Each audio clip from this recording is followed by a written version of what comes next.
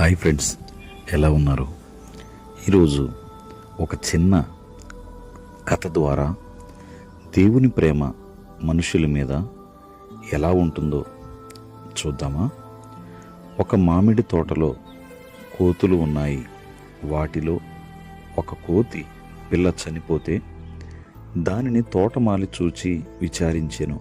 కోతి తన పిల్లను ముద్దు పెట్టుకొనుచుండగా తోటమాలి, నీవు వెళ్ళిపో, పిల్ల చనిపోయినదని చెప్పి అదిరిస్తే వెళ్ళలేదు.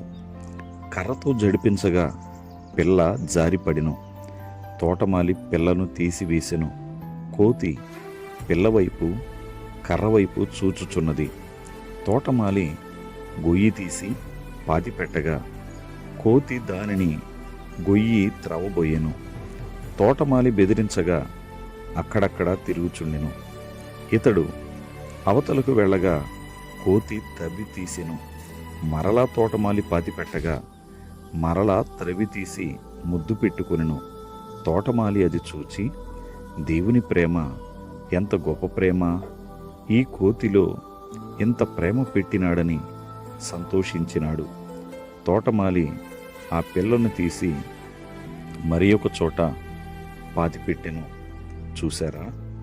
యేసుక్రీస్తు ప్రభువారు కూడా పాపులమైన సర్వమానవాళిలో ఏ మంచితనము లేకపోయినా నశించిన దానిని వెదకి రక్షించుటకు మనుష్య కుమారుడు వచ్చినని లూకాసు వార్త 19వ అధ్యాయము 10వ వచనములో తెలియజేశారు.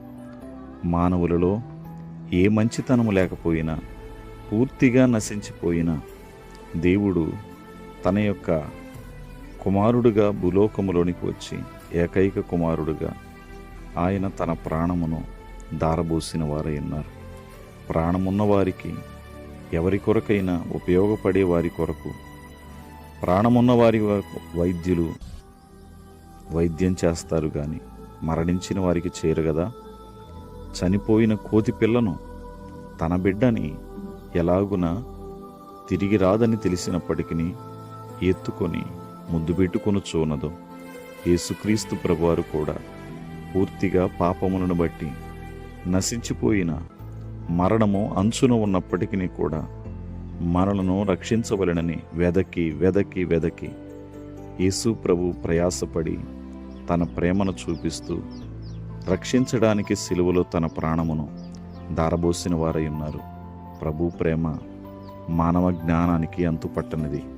ఇప్పుడైనా ప్రభు ప్రేమను కనుగొని ఆయన సొంత రక్షకుడిగా అంగీకరించి ప్రభు కొరకి జీవించగలిగిన భాగ్యమును దేవుడు మీకు అనుగ్రహించునుగాక. ఆమేన్.